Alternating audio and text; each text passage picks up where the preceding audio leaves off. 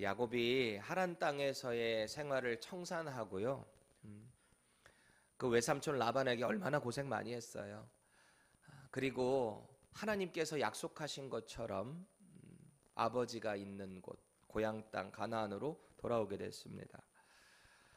형 에서와의 극적인 화해가 이루어졌어요. 아마 야곱의 인생에 있어서 도망자 신생이었잖아요. 가장 큰 무거운 담이 있다면, 짐이 있다면 그건 형 에서와의 화해였을 겁니다. 도저히 인간의 방법으로 할 수가 없어요. 형의 장자권 뺏었거든요. 거짓말했거든요. 엄마랑 짝짝꿍 해가지고 그 일 했거든요. 아빠 죽으면 저거 내가 가만 안 두겠다, 죽여버리겠다. 형 에서가 그 얘기를 했기 때문에 듣고 도망간 거였거든요. 그런데 하나님의 은혜가 있었어요. 하나님이 야곱을 인도하셨고 기적적으로 에서의 마음을 돌려주셔서 화해를 하게 됐습니다. 에서가 거주하던 세일에 같이 가자. 동생에게 그래요. 같이 가서 거주하자. 내가 너를 돌봐주겠다. 우리 화해하고 우리 잘 지내보자 이제. 그런 화해의 제안 아니었겠습니까? 근데 야곱은 형님 안 됩니다. 지금 우리 어린아이들도 있고 이 새끼 가축들도 있는데 형님 따라가다가 다 죽습니다. 좀 여기 머물다가 나중에 형님을 찾아뵙도록 하겠습니다. 그렇게 헤어졌어요. 그래서 야곱은 그 가나안 땅에 있는 세겜에 머물기를 원했습니다. 그렇게 야곱이 세겜에 땅도 사고요, 거기다 제단도 쌓았다 그랬어요. 그 말인즉슨 한동안 여기 정착하겠다는 말이거든요. 그렇게 시간이 훌쩍 지났습니다. 머무는 동안에 어려서 같이 왔던 딸 디나가 어느 정도 소녀의 나이가 되어버렸어요. 소녀가 되면 궁금한 게 많아지잖아요. 그 세겜성에 살고 있는 소녀들 문화가 궁금했던 것 같아요. 그래서 이 여인이 혼자 나갔어요. 디나가 혼자. 당시 고대 근동에서 여인네가 혼자 그렇게 소녀라도 혼자 다니다가 큰일 납니다. 특별히 그 지역에 이 리더십과 같은 추장 같은, 지금 세겜이 거기 추장이었거든요. 하필이면 추장의 눈에 딱 들어와서 디나가 그 추장에게 겁탈을 당하고 맙니다. 강간당했단 말이에요. 정욕에 눈이 멀었던 이 세겜, 그 세겜성의 추장이죠. 불행 중 다행인지는 모르겠는데 세겜이 그 디나를 사랑하게 돼요. 내가 책임지겠다는 거예요. 그래서 디나의 아버지인 야곱을 찾아온 겁니다. 비록 내가 이런 몹쓸 짓은 했지만 아내로 맞이하고 싶습니다. 세겜이 자기 아버지 하몰과 함께 찾아온 거예요. 아버지도 그래요. 아유, 우리 아들이 그래도 이성의 추장입니다. 그러니까 당신도 이 혼인을 맺게 되면 집이 좋아지지 않겠습니까? 물질도 채워지지 않겠습니까? 이 땅을 이용해서 여러분들의 재산을 늘리십시오. 다 물질 만능주의로 얘기를 하기 시작합니다. 정작 상처받은 디나, 그 오빠들, 아버지의 마음은 헤아리지도 않고 얼마면 돼? 이러는 거였거든요. 이런 상황에서 이 엄마들이 다 다르잖아요. 12자녀가 있고 디나까지 13명인데 그때 당시에는 12명이었죠. 아직 베냐민이 나오지 않았을 때. 그런 상황에서 엄마가 레아가 있고 실바가 있고 빌하가 있고 라헬이 다 다르니까, 그런데 이 디나라고 하는 이 딸의 그 엄마, 레아의 엄마들을 이렇게 보게 되면은 시몬하고 레위가 직접 친동생이거든요. 친오빠고 배가 같은. 그러다 보니까 이 오빠들이 더 열이 난 거예요. 당연하죠.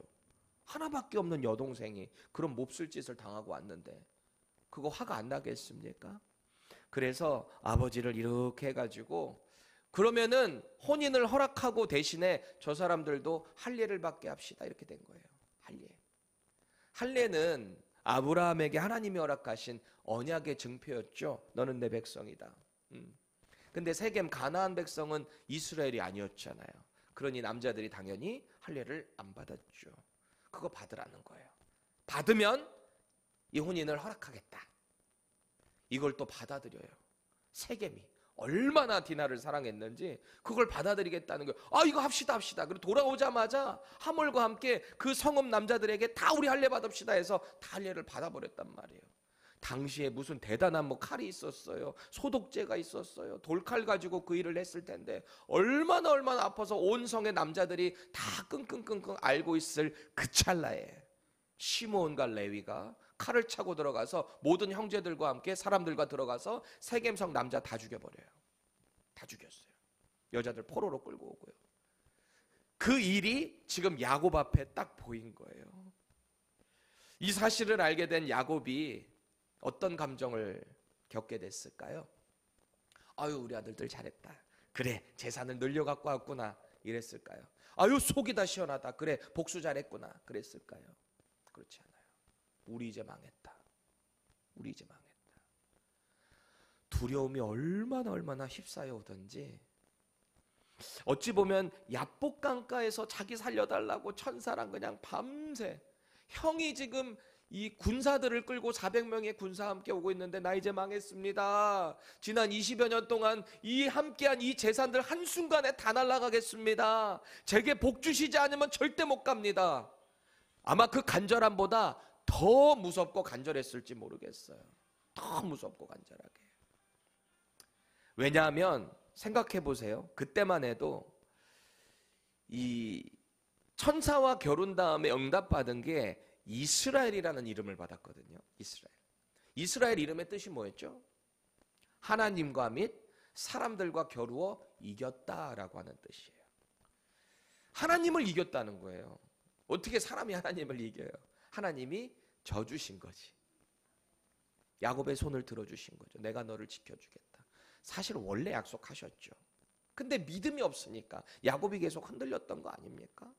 그런데 생각해 보세요. 그 야복 강가 그때만 해도 하나님이 나와 함께한다. 마하나임, 하나님의 군대가 나와 함께한다. 이런 마음이 있었거든요. 근데 잘 생각해 보세요. 여기 지금 세겜성에 머물며 안정감 취하겠다고 자기 땅도 사고, 거기다 재단, 나름대로 재단은 또 만들어가지고 신앙생활도 하는 것 같았지만 그 실상은 진짜 하나님의 뜻대로 살아가지 못했다.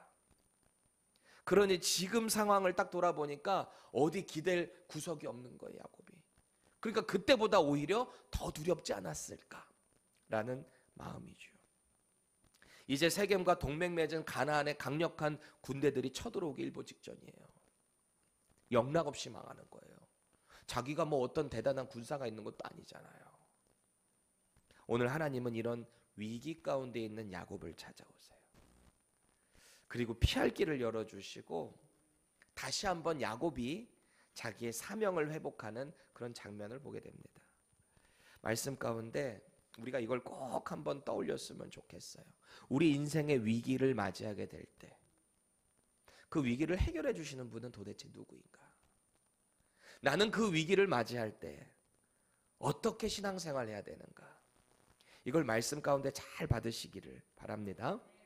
하나님께서 이 위기에 처해 있는 야곱을 만나 주셨다 그랬잖아요.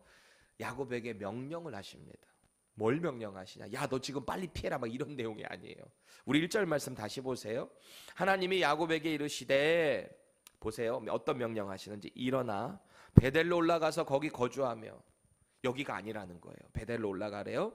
내가 내 형 에서의 낯을 피하여 도망하던 때에 내게 나타났던 하나님께 거기서 제단을 쌓으라 하신지라. 아멘. 저는 이 말씀을 보는데 딱 주목되는 표현이 하나 있어요. 하나님이 자기 자신을 위기를 맞이한 야곱에게 뭐라고 설명하고 계시는가 보라는 거예요. 하나님이 어떤 분이시라는 거예요. 이 문장을 한번 보세요. 하나님이 어떤 분이에요? 내가 내 형 에서의 낯을 피하여 도망하던 때에 내게 나타났던 하나님. 하나님이 그런 분이에요. 너 지난 20여 년 전에, 거의 30년 가까운 그 전에 너 루스라는 땅 지나갔지?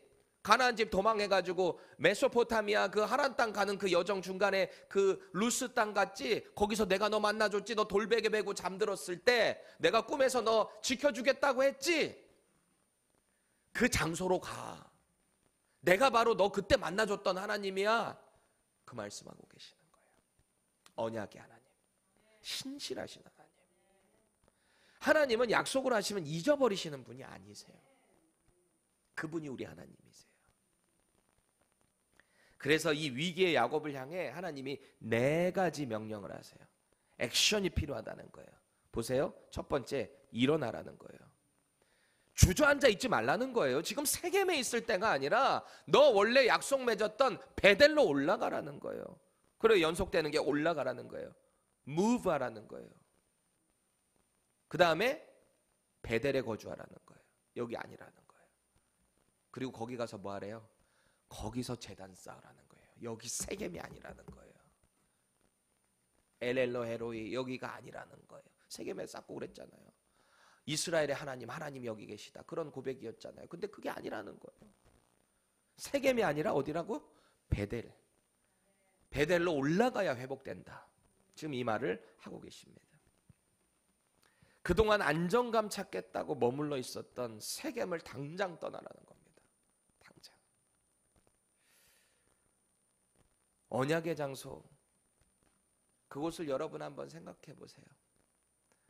얼마나 지치고 괴롭고 외롭고 서럽고, 자기 형인데 죽인다고 하니 어려서부터 쭉 자라왔던 집을 도망갈 수밖에 없었던 그 찰나에 지치고 지쳐서 루스라는 땅에 밤이 어둑어둑해지니까 자리를 펼 수밖에 없었잖아요. 옆에 보니까 돌이 하나 있어요. 그게 뭐 진짜 뭐 대단한 베개였겠습니까? 그거 탁 베고 돌베개 베고 잠드는 거예요. 무서웠을지도 모르겠어요. 물론 지쳐서 힘들었겠지만 옆에서는 막 어우 막 이런 들짐승들 소리도 났을 테고, 너무 지쳐가지고 잠이 들었을 때 하나님 만났었잖아요. 그곳에서 하나님의 음성 딱 듣고 나서 그가 했던 고백이 뭡니까? 아, 여기 하나님 계셨는데 내가 몰랐구나. 그리고 그 이름을 루스가 아니라 벳엘, 하나님의 집이라고 지었잖아요. 근데 그 하나님의 집을 잊어버렸어요. 까마득하게 잊어버리고 그냥 지금 당장 살기 바쁜 거예요. 지금 애도 잘하고 있는데, 애기들 잘하고 있으니까 그거 보면서 아유 좀 나중에 좀 가지. 저도 그랬거든요.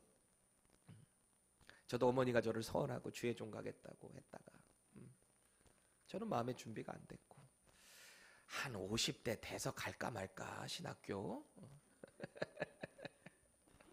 근데 25세 찾아올지 어떻게 알았겠어요?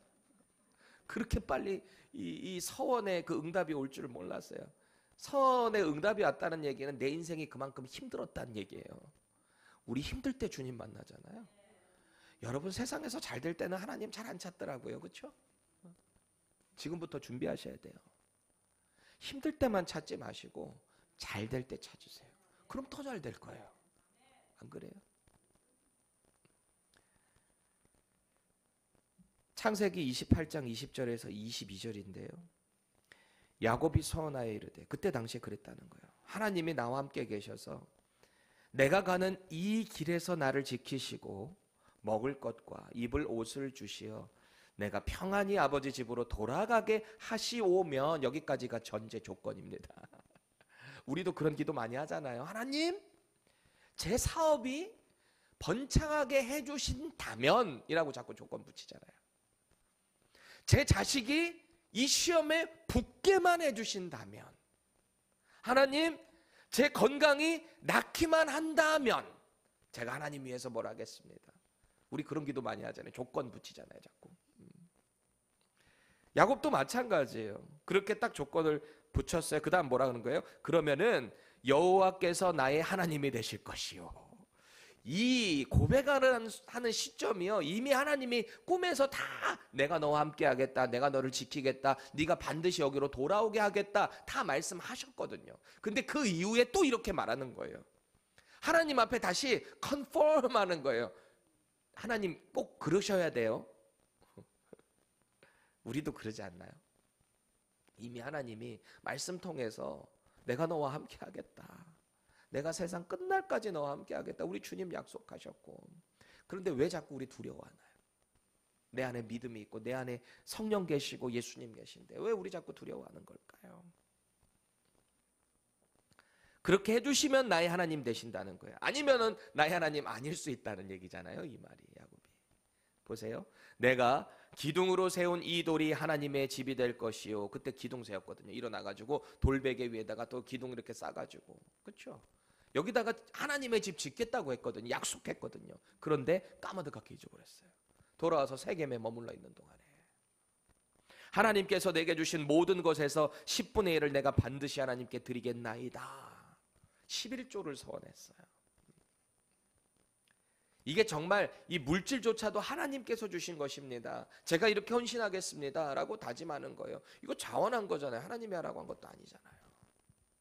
그런데 이걸 잊어버렸다는 거예요. 당시에 이런 간절한 서원 정도면 우리가 현실적으로 생각할 때 야곱은 아마도 나는 이제 망할 수도 있겠구나라는 절박함의 끝에 있었을 겁니다. 그렇죠? 그러니까 저를 구원해 주신다면 제가 그거 하겠습니다 라는 거잖아요. 얼마나 절박했으면 이런 기도를 하나님 앞에 했겠냐는 거예요.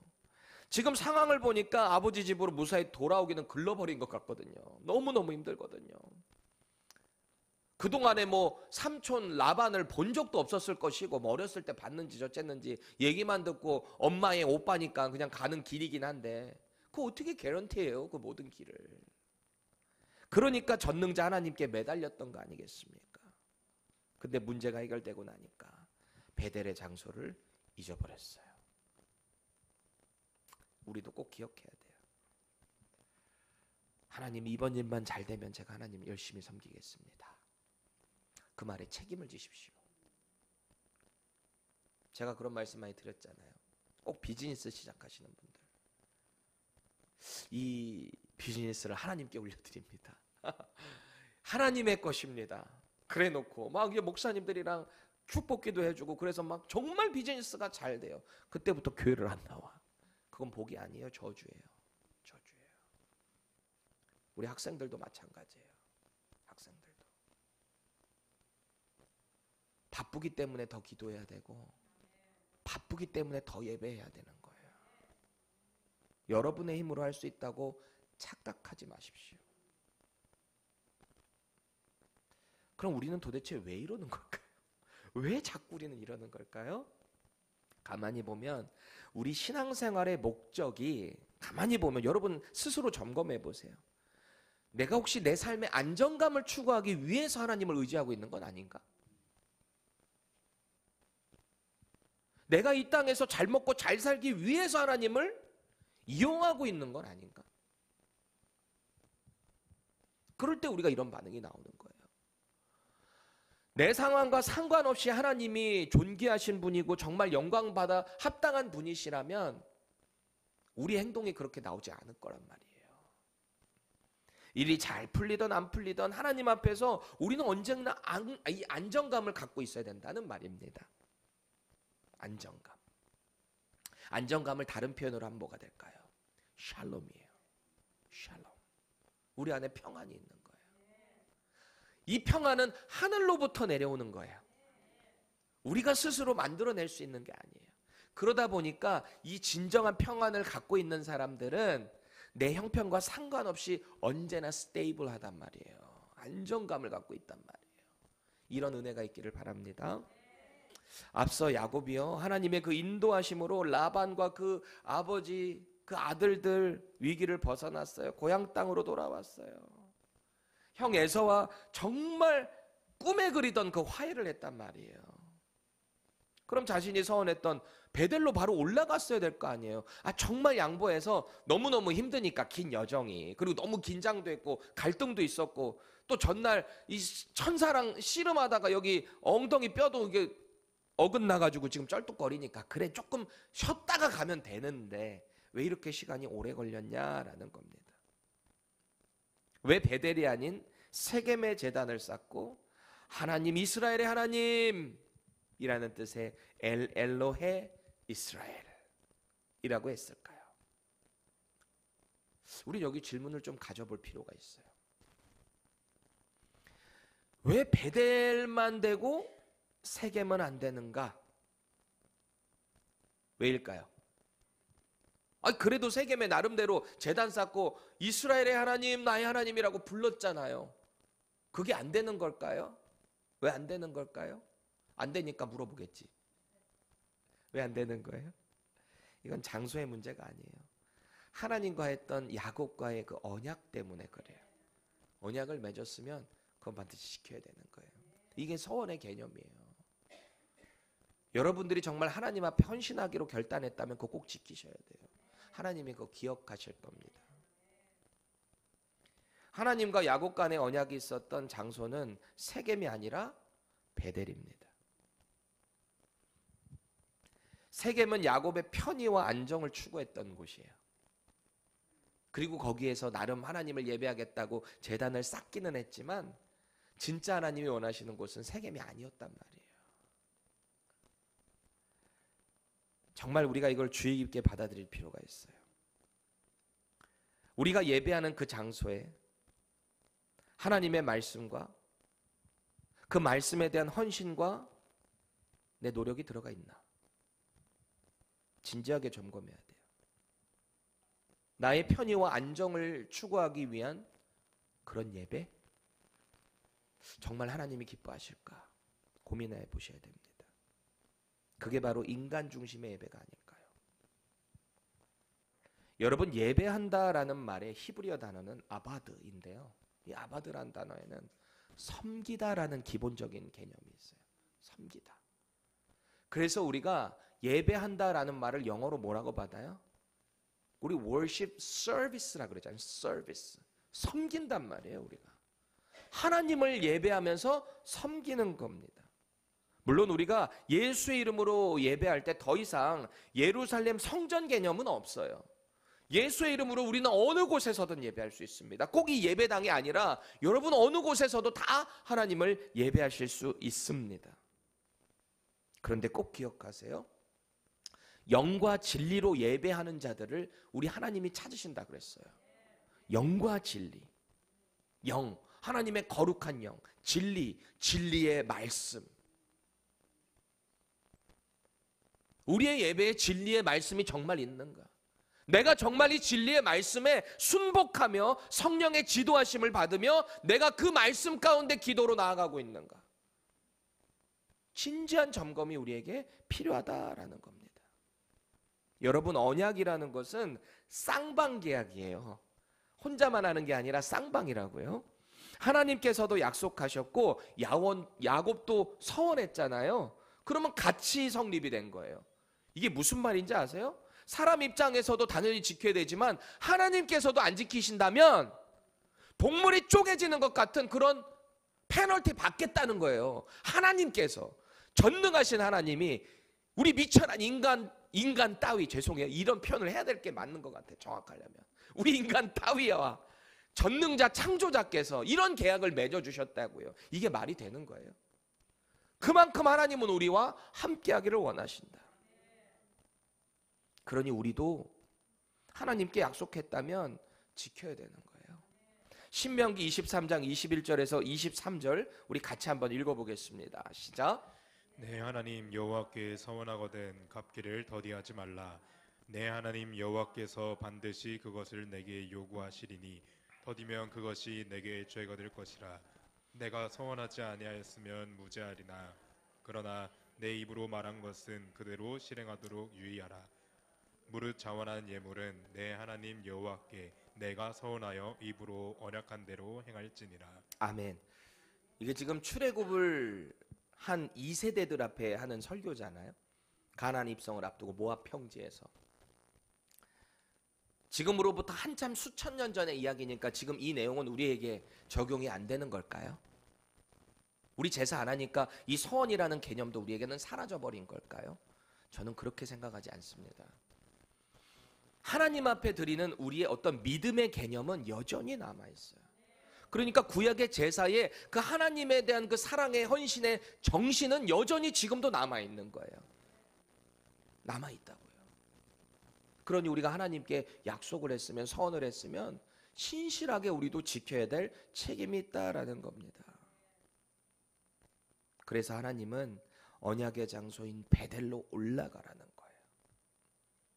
네가 약속을 했기 때문에 거기 가서 단을 쌓고 거기에 거주하라. 그 말씀을 지금 하고 계십니다. 생각해 보세요. 지금 하나님이 야곱에게 나타나신 그때는 정말 어떻게 보면은 에서를 찾아왔을 때보다 더 심각한 위기예요.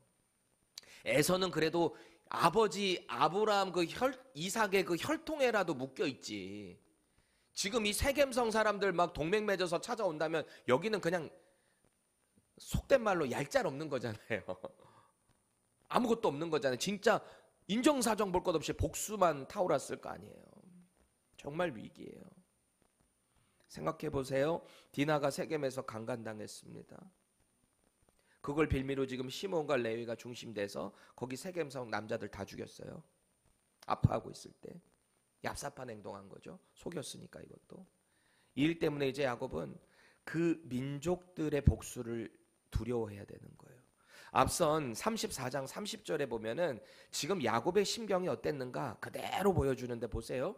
야곱이 시므온과 레위에게 이르되 아들들 지금 그 일을 주동한 디나의 진짜 친오빠 같은 배의 오빠 이렇게 얘기해요. 너희가 내게 화를 끼쳐 나로 하여금 이 땅의 주민 곧 가나안 족속과 브리스 족속에게 악취를 나게 하였도다. 나는 수가 적은즉 그들이 모여 나를 치고 나를 죽이리니 그러면 나와 내 집이 멸망하리라 이랬단 말이에요. 이게 지금 야곱의 두려움이에요. 마치 예루살렘 교인들에게 성령께서 물론 예수님이 그랬잖아요. 유다와 사마리아 땅끝까지 증인이 되라 지상 명령을 떨어졌단 말이에요.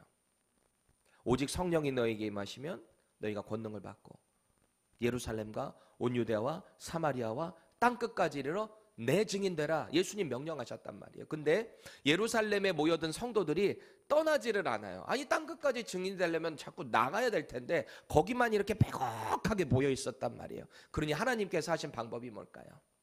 박해. 크리스천 박해. 디아스포라를 만들 수밖에 없었어요. 왜? 가만히 있으면 퍼지지를 않으니까. 우리끼리만 좋다고 하니까. 똑같아요. 그 자리를 당장 박차고 일어나서 언약의 장소로 옮겨가야 되는 거예요. 지금 여기 안정감으로 머물러 있으면 안 된다는 거예요. 은혜의 자리로 나아가야 한다라는 겁니다. 그게 지금 필요했던 거예요. 1절 명령 좀 다시 한번 보실래요? 오늘 본문에 내가 내 형 에서의 낯을 피하여 도망하던 때에 내게 나타났던 하나님께 거기서 제단을 쌓으라 그래요. 다시 한번 그때 상황을 상기시켜주고 있는 거예요. 너 그때 에서 형 무서워서 도망갔지? 그때 그 상황을 상기시켜주세요.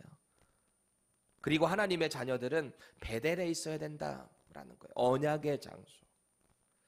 나도 너를 지켜주기 위해 그 언약을 내가 신실하게 이행한 것처럼 너도 그 언약의 자리로 나아가야 된다. 계속해서 세겜에 머물러 있으면 하나님이 기뻐하시지 않는다는 거예요. 그러니 사실은 지금 오늘 이 사달이 일어난 거 아니겠습니까? 안정감 찾겠다고 그 세겜성에 머물러 있다가 디나가 그 상황을 당한 거 아니겠습니까? 그럼 언약의 자리를 회피했던 우리가 회개로 나아가야 될 행동은 뭔가? 오늘 이 야곱의 모습을 통해 우린 그걸 봐야 돼요. 2절에서 4절 세 번역으로 함께 읽겠습니다. 시작. 야곱은 자기의 가족과 자기가 거느리고 있는 모든 사람에게 명령하였다. 너희가 가지고 있는 이방 신상들을 다 버려라. 몸을 깨끗이 씻고 옷을 갈아입어라. 이제 우리는 이곳을 떠나서 베델로 올라간다. 거기에다 나는 내가 고생할 때에 나의 간구를 들어주시고 내가 가는 길 어디에서나 나와 함께 다니면서 보살펴 주신 그 하나님께 제단을 쌓아서 바치고자 한다. 그들은 자기들이 가지고 있는 모든 이방 신상과 귀에 걸고 있는 귀고리를 야곱에게 가져왔다. 야곱은 그것을 세겜 근처 상수리 나무 밑에 묻었다. 아멘. 여기 보니까 하나님 앞에 회개할 때 우리 죄의 형태들을 완전히 다 버려야 된다는 거예요. 조금이라도 남아있으면 안 돼요. 하나님과의 언약을 지키지 못했던 야곱이잖아요. 디나를 통한 그 위기를 마주하게 됐을 때, 인생의 절망을 경험하게 될 때 자신의 죄를 깨닫게 된 거예요. 내가 이제 뭘 해야 되겠구나. 그래서 자기와 함께한 가족들과 함께한 종들을 다 불러 모은 겁니다. 그리고 지금 세 가지 명령을 하고 있는 거죠. 첫 번째, 하나님을 온전히 의지하지 못하게 만드는 이방 신상들 다 버려라. 아마 제 생각에 이때 라헬이 그 드라빔 갖고 있다가 훔쳐 갖고 나왔잖아요. 아버지 거. 집에 집신 드라빔. 아마 그것도 이때 버리지 않았을까 싶습니다. 우상 숭배와 관련된 모든 귀고리들 다 버려서 이거 다 녹여가지고 막 우상 만들고 그런 거 얼마나 많이 했어요. 야곱이 버린 이 이방 신상들을 모아서 상수리 나무 밑에 묻어버렸습니다. 언약의 장소가 된 거예요. 여기도 하나님을 다시 만난 회복의 장소가 된 거 아니겠어요? 여러분, 이게 쉬운 일일까요? 그동안에 함께했던, 사랑했던 그것을 한순간에 다 버린다는 결단이 절대 쉬운 건 아닐 겁니다. 이들의 회개가 얼마나 진지했는가, 얼마나 진정성을 갖고 있었는가, 그걸 보게 되는 거예요.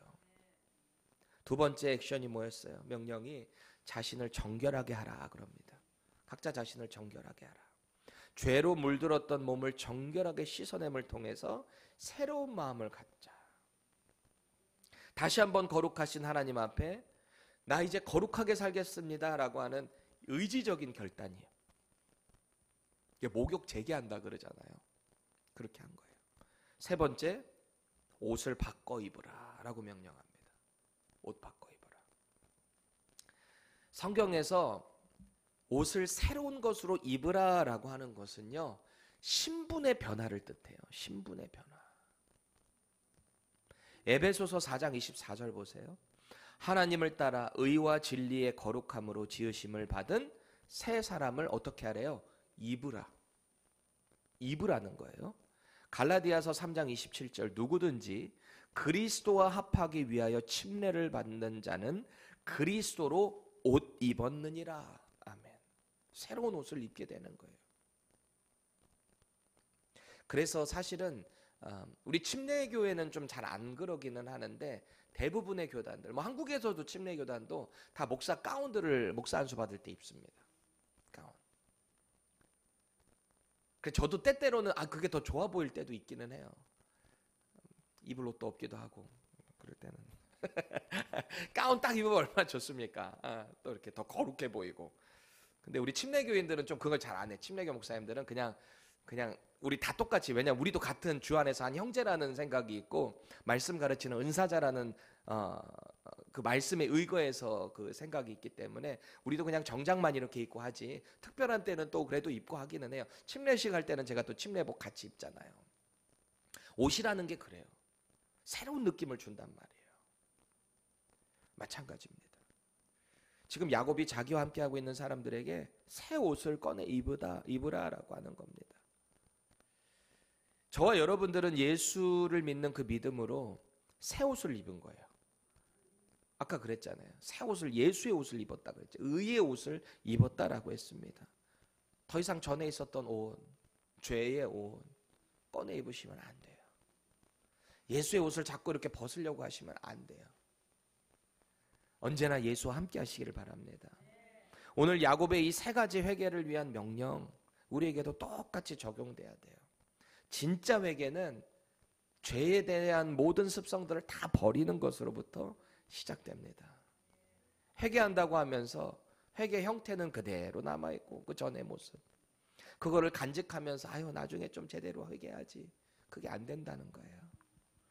죄를 짓게 만드는 자리를 떠나버리셔야 돼요. 떠나야 돼요.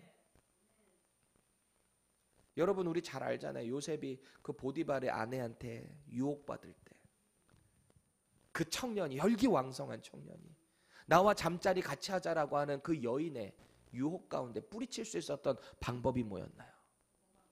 도망가는 것밖에 없어요. 그것만이 살 길이에요. 도망가야 돼요. 죄를 짓게 만드는 그 루틴으로부터 자리를 벗어나셔야 돼요. 자꾸 예배를 가까이 하지 못하게 만드는 것으로부터 여러분 벗어나셔야 돼요. 우리 왜 그러잖아요. 자꾸 은혜 받으려고 하면은 무슨 일이 생겨서 교회 못 가게 만들잖아요. 그것도 다 영적인 일인 거 아세요? 뭐가 좀 은혜 받으려고 하면 뭔가 일이 생겨요. 그런 거 좀 끊어내셔야 돼요. 하실 수 있다면. 어떻게 해서든지 은혜의 자리에 채워 넣으셔야 돼요. 저는 지난 주중 우리 새벽 기도가 시작됐잖아요. 다시 시작하면서 제가 한 가지 크게 깨달은 것이 있어요. 새벽 기도는 역시 피곤하구나. 제가 달라스에서 쭉 새벽 기도하다가 여기 와서 지금 3년 안 했거든요. 특별 새벽 기도 1년에 딱 2번 하고, 그 토요일 새벽 하고, 뭐 그거 아니고는 안 했잖아요. 아, 힘들구나 역시. 제가 또 한국 갔다 온 지 얼마 안 돼가지고 이 젤렉하고 또 막 섞여가지고 막 정신을 못 차리겠는 거예요 낮에. 그리고 또 4개의 설교가 더 늘어난 거잖아요. 아니 저는 진짜 간단하게 5분만 하려고 그랬는데 또 우리 이양 집사님 또 통역을 하셔야 되니까 제가 또 원고를 써드려야 되잖아요. 이러다 보니까 이게 또 뭔가 열심히 들어가게 되고 제가 조금 더 간소하게 하려고 합니다. 이거는 제 인간적인 마음. 이거 한 가지 더 깨달은 게 있어요. 그게 뭐냐? 새벽 기도를 하니까 잡생각을 할 틈이 없구나. 여기만 집중하게 되는 거예요. 은혜 자리가 그래서 우리에게 중요한 게 아닐까 싶은 거예요. 내 상황이 너무 바쁘고 현실이 도저히 안 돼도 은혜 자리를 사모할 때 이거에만 집중하다 보니까 이 일은 자연스럽게 되더라. 왜? 하나님이 지혜 주시고 능력 주시고 내 마음에 안정감을 주시니까. 이 은혜가 떨어지잖아요. 안정감이 사라져요. 내가 자꾸 뭔가 하려고 하니까 얼마나 많이 힘들어요. 더 불안하고 더 초조하고 그렇잖아요. 여러분, 죄를 진심으로 회개하고 순종하는 자를 하나님 도우세요. 5절 보세요. 그들이 떠났으나 하나님이 그 사면 고울들로 크게 두려워하게 하셨으므로 야곱의 아들들을 추격하는 자가 없었더라. 아멘. 이 놀라운 사실 아니겠습니까? 하나님이 일하시는 그 상황들을 보면 참 너무 심플한 것 같아요. 너무 심플해. 우리는 이 일을 해결하겠다고 얼마나 많은 복잡한 시뮬레이션들을 머리에 막 그려요. 이렇게 되면 저렇게 될 것 같고 저렇게 되면 이렇게 해야지, 요렇게 피해야지, 요렇게 준비해야지, 저 사람 이렇게 말하면 난 어떻게 말해야 되지, 막 복잡하잖아요. 근데 하나님이 해결하시면 그냥 딱 끝이에요. 그들을 두렵게 하셨으므로 고울들이 더 이상 쫓지 않아요. 그냥 끝나요. 끝나. 야곱의 마음이 얼마나 복잡했겠어요. 저 사람들 하나하나씩 찾아가면서 왜 이 사과해야 되나, 회개해야 되나, 무릎 꿇어야 되나, 내 아들들이 실수했다라고 해야 되나, 어떻게 해야 되나, 한 번에 끝나는 거예요. 크게 두려워하게 하셨으므로 이게 끝입니다. 여러분 생각해 보세요. 이 가나안 족속은 다 세겜과 연결되어 있어요. 시몬과 레위가 죽인 그 남자들 중에 가나안 족속들의 사위들도 있었을 거고요. 장인들이 있었을지도 몰라요. 그들의 형제들이 있었을지도 몰라요. 노예로 잡혀온 그 여인들 중에 이들의 딸들이 있었을지도 몰라요. 가만두겠습니까? 그냥 동맹 맺었다는 개념으로 온 게 아닐 거예요. 혈연으로 연결되어 있었기 때문에 온 걸 겁니다. 오려고 하는 걸 거예요. 그렇죠? 그런데 하나님이 그들을 그냥 두렵게 하시니까 끝나버리는 거예요. 생각해 보세요. 하나님 늘 이런 식이세요.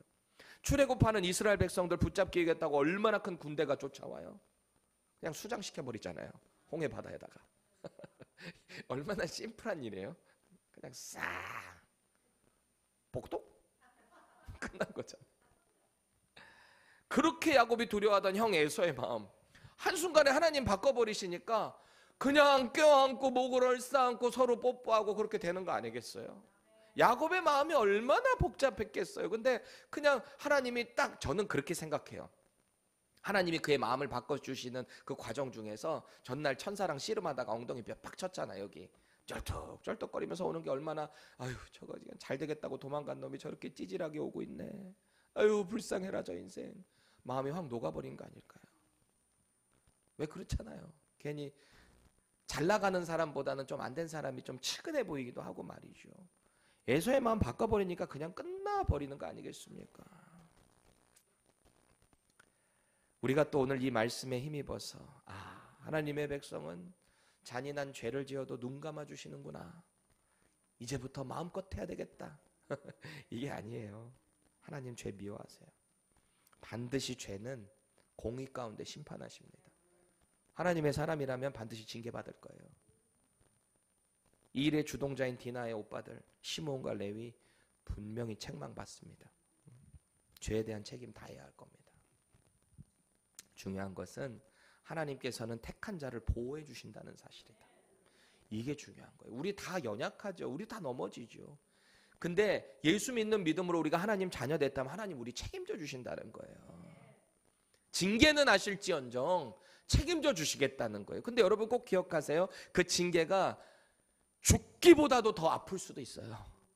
그래서 하나님의 사람은 더 거룩하게 살려고 애를 써야 된다라는 겁니다.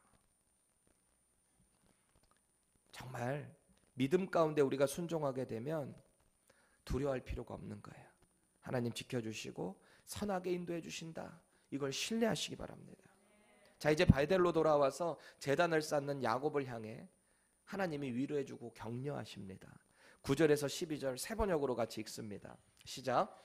야곱이 바단 아람에서 돌아온 뒤에 하나님이 그에게 다시 나타나셔서 복을 주셨다. 하나님이 그에게 말씀하셨다. 너의 이름은 야곱이지만 이제부터 너의 이름을 야곱이 아니라 이스라엘이라. 하나님이 그의 이름을 이스라엘이라고 하셨다.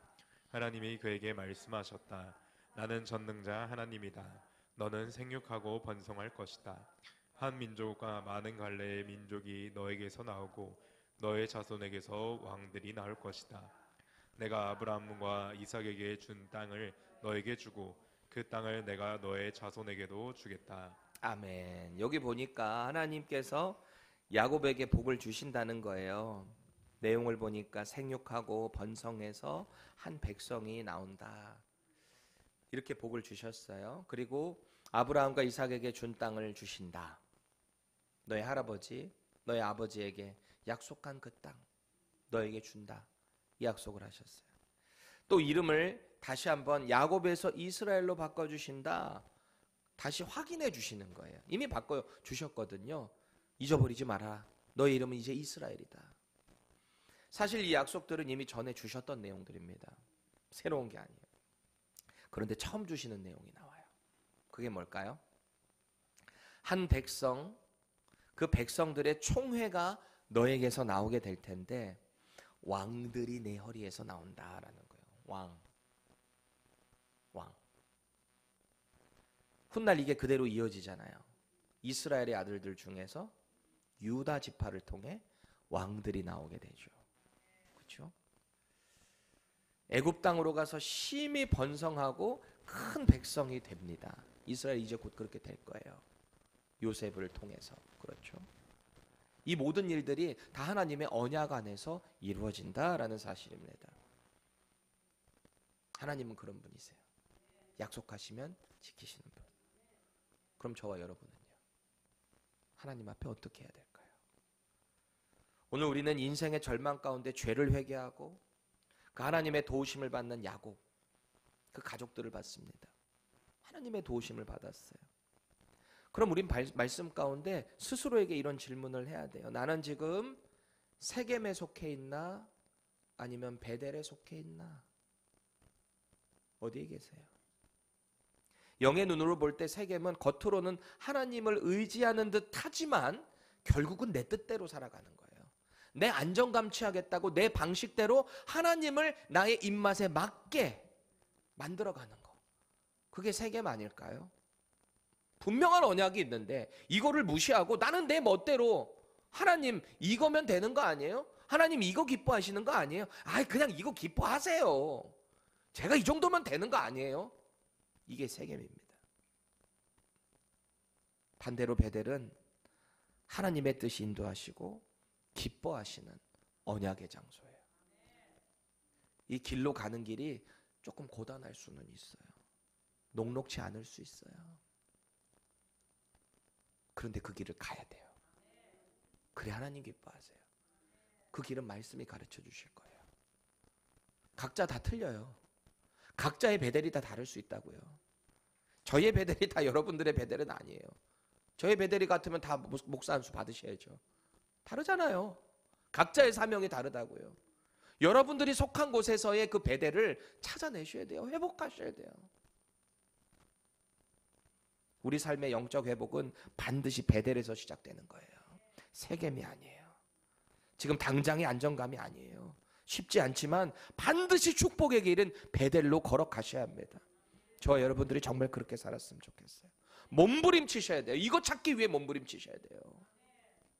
섰다 싶을 때 넘어질까 주의하라 그러잖아요. 경계하라 그러잖아요. 왜 그런 말을 하는 걸까요? 우리는 자꾸 스스로 안정감을 찾으며 이제 됐다라고 교만을 떨기 때문입니다. 영적으로. 오늘도 예수께서 원하시는 그 길, 예수의 거룩한 옷을 입고 예수와 함께 손잡고 하나님께서 원하시는 그 베델로 걸어가시기를 예수님의 이름으로 축원합니다.